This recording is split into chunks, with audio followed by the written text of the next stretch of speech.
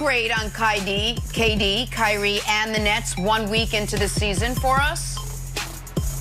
KD, I like that, Jenna. I don't know if that was I a didn't have time stumble, for but both that sounds names. good. I'm in a rush. KD, that might be better than 7-Eleven. Who's got the time? I like that. Yeah, but exactly. A minus. They are playing lights out basketball. Let me talk about Kyrie Irving for a minute.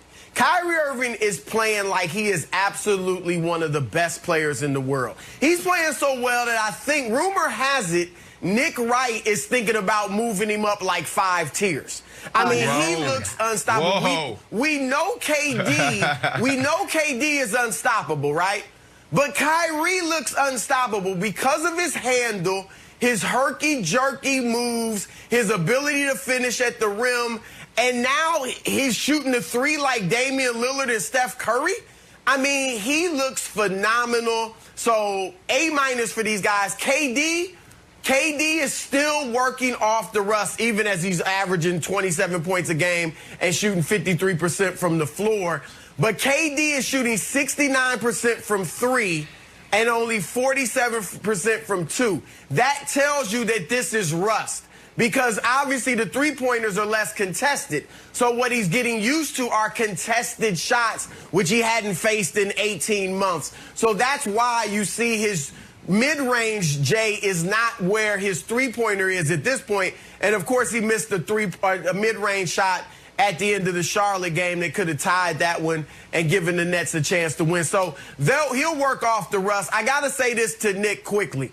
Nick, you've been riding them about, oh, they're going to be horrible defensively. Not bad, but horrible. Yep. Bottom 5. They are it's early, I get it. But they are number 1 in the league in defensive efficiency, Nick Wright. All right, A-, I see no reason to think that they won't make the finals. Yeah, so look, I'm glad that you said that, Chris. I'm going to jump in here real quick, Nick, and then I'm going to toss it to you quickly because I love when you two talk about basketball. But I'm glad that you said A- because the lazy answer would have been, you know what, this is a C, maybe potentially a B- because these guys won the first 2 games. They beat the Warriors by 26. Then they go to Boston, beat them by 28, a really good Boston team. And then they lose to the Hornets. Then they lose to the Grizzlies. So when I look at this, I see a team that came out that tried to prove to themselves that they were a good team, first and foremost. And second, make a statement and prove to the entire NBA world that we are here and we are the best team in this league. So when you look at it, to me, this is the culture of the NBA. Now, when we talk football, I consider myself an expert. We talk basketball, I consider you guys experts, and I consider myself talking about it as from a fan's perspective. Grew up playing the game and absolutely love it. I watch it all the time. So when I look at it, guys don't play ball at the beginning of the season. They pick and choose when they want to play, Nick. Like these guys right now, they're like, you know what? Let's see if we start off hot. If we start off hot, then maybe we'll go after 65 wins, 70 wins, see if we can go after a record or 2. But for the most part, these guys don't play defense until the time is absolutely necessary. This is the culture of the NBA. So them sitting at 2-2, they're still an A+, Nick. Okay, so I am living once again in a crazy house. Oh. So I'm going to give them an incomplete. I'm going to give them an incomplete. Okay, let's start with what everyone agrees. Elementary school? Everyone agrees.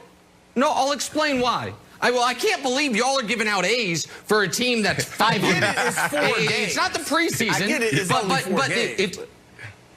Yeah, and they've lost half of them. I mean, it seems to matter, but who knows? The record doesn't matter. We're counting Memphis. It didn't. Oh, okay. We're counting Memphis. Well, we're going to get to that in just a second because we are. All right, what we can all agree on. The most important thing for the Nets, Durant looks awesome. He looks like he was never hurt. That is the most important thing. We all agree on that. What I think we also all agree on, the Dinwiddie injury is a big deal. Not just because he was a starter for them and valuable, but because it ruins their ability to trade for James Harden. That's gone now. We can pretend that doesn't matter, but that's Oh, I don't know. He's averaging 37 points a game. Seems like it's good, but I don't know. Listen, whatever. Again, the Nets are the #1 defense. They have an A+, and they're 2-2. But now let's talk about the Memphis game. And this is my question. And anyone can answer it. Why didn't Kyrie Irving play? Why? Someone tell me. In the game before, Spencer Dinwiddie tears his ACL. Your other max guy, Kevin Durant, is coming off a ruptured Achilles, can't play back-to-backs right now. Totally reasonable, totally understandable.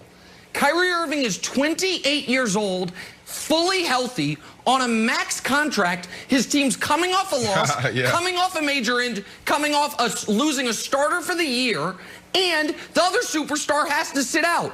Play! What are we doing here? Why is Kyrie Irving sitting out already? Nick? He's not hurt. He's not dealing with an injury. And don't tell me this is what everyone does, because it's not what everyone does. He's 28 years old. Nick. And so we're just going to say, go ahead. Yeah, Brandon.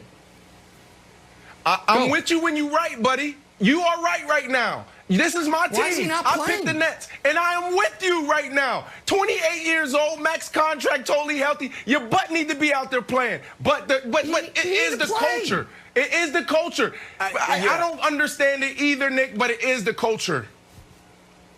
Look, I hear you, Nick, and I won't push back on that. It would have been great to see Kyrie playing. It's interesting what they're doing in Brooklyn. If you watch it, they are playing Kyrie and KD together all the time, pretty much. Usually teams will stagger when they have two superstars. One will always be on the floor. They're not doing that in Brooklyn. They're both averaging, ironically, 31.7 minutes a game. I don't think it's going to stay that close this year. But, you know, they're doing it differently. I'm with you. I give you that one. But remember, Kyrie is injury prone, too. This is a guy that played, 20 games last year? But for those years in Cleveland with LeBron, when he even got hurt then. He got hurt in the finals, we know that. So he is a guy that you do have to, almost like Kawhi. He's a guy that you have to treat gingerly and make sure. I'm serious, though. Look at his. Well, they need to go. Nick, look at his history, though. Is he not injury prone? Well, if they, I don't. You know that. That's a whole nother conversation. If you're injury prone, you need to go work out with our colleague Jenna Wolf. If you're in the NBA, NFL, you got a title, of being injury prone. Call Jenna Wolf. She'll get you right because you are a pro. Take care of yourself and get right. Wild. Nick, you know they look great. So all you could do is let Kyrie for not playing. You know they look great. No, Broussard, Here's the thing about looking great, because that's what I thought too. I was like, oh, it's an A+. Then I saw this graphic from Seth Parno. 12% of the game, times leading by 20+ points. 12%. It's more than ever. Because I thought those big wins over the Celtics and the Warriors, I was like, wow, the Nets are rolling. Then the Lakers blow out a team, and Clippers get blown out. Like, teams are just getting blown out now. So as high as we want to be on a team that's 2-2 because of those two big blowouts, everyone's getting blown out. So for me, I have to downgrade them to like a B+, A-. The other thing, Broussard, and I know we got to go to break, the amount of mid-range shots that Durant is taking, and we know that he likes the mid-range, he wants to go old school, and he's not going to the rim aggressively like he used to. Right. It's not a concern yet, but it should be on everyone's radar. It's like, hey, dude, why don't you get some layups? Why don't we get some dunks here? We know we love their mid-range, but we're turning into a little DeRozan-y. It's a very pretty graphic. Ooh, good take. Broussard, thank you so much. Great to chat with you today, and it was a good take, Wilds. And anytime anyone wants to A+ all around. I'm happy to start. Hey, Kyrie better be back to the NFL. Incomplete. A+. He better be moving. Incomplete. What is this?